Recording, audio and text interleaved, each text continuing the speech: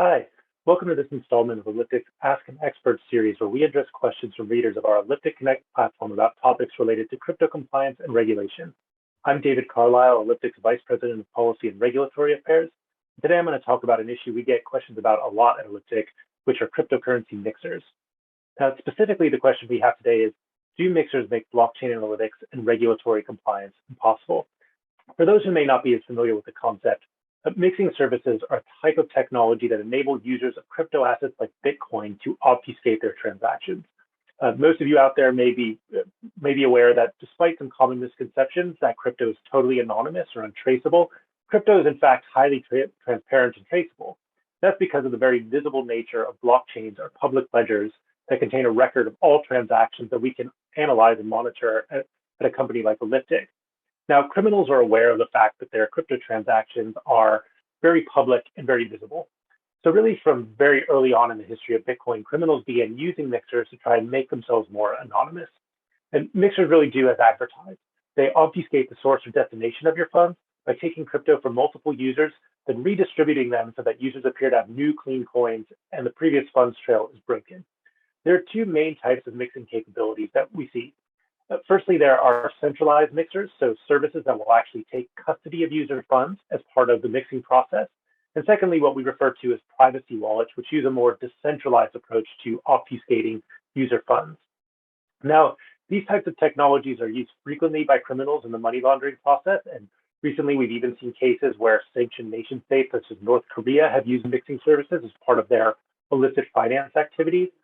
Organizations like the Financial Action Task Force have also highlighted transactions with mixers as one of the more significant and high-risk activities involving crypto. Now, one of the most common questions we get at Elliptic was the one I mentioned before. Do mixers render blockchain analytics capabilities like Elliptic's useless, and do they make regulatory compliance impossible for crypto businesses or financial institutions that process transactions with mixers? And it might seem counterintuitive, but the answer to that question is no. In fact, there are actually a number of ways blockchain analytics can be used to identify transactions involving mixers and to enable regulated businesses to manage the risk appropriately. Now, mixing services are generally very successful in obfuscating the ultimate source or destination of a user's funds. They break the end-to-end funds trail that's normally very visible on the blockchain. However, what we are able to view on the blockchain are transactions going into mixers and transactions going out of mixers. You may lose the full funds flow and not be able to analyze the end-to-end trail, but you can see the funds going into and out of mixers. And that alone is really enough to provide critical information to law enforcement agencies and to compliance teams about mixers that they can use to take appropriate action. So, for example, if a cryptocurrency exchange service uses blockchain analytics, they can see when their customers are sending crypto into a mixing service or if they're receiving crypto from a mixing service. The regulated business can then risk score those transactions with mixers so that their transaction monitoring teams know to review the transactions. And then they can use that information as a red flag indicator to assess whether they need to file a suspicious activity report about the activity in question.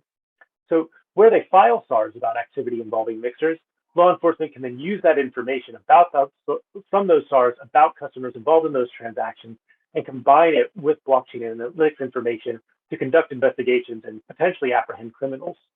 So really, the blockchain affords us enough visibility to allow regulated businesses to engage in monitoring of transactions with mixers and then to act on that information using a risk-based approach.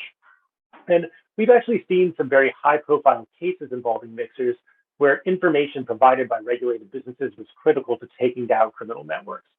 One of the best examples of this was in July 2020, when cyber criminals hacked the Twitter accounts of a number of famous individuals, including Elon Musk and Barack Obama, and use them to defraud other users into sending them Bitcoin.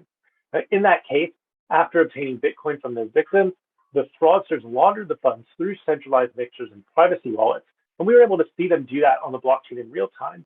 But that's where the trail really went cold, in essence. However, after passing funds through the mixing services, the criminals sent the funds onwards to crypto exchange businesses, which filed SARs about the activity, about the transactions they were seeing coming from those services. And in that case, law enforcement were able to use the information to apprehend the criminals just 16 days after the hack took place.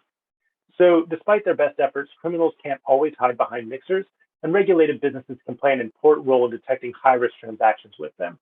So it's important to make sure you have access to analytics capabilities that can help you do that, and that your compliance team is trained and skilled in identifying red flags involving crypto mixers.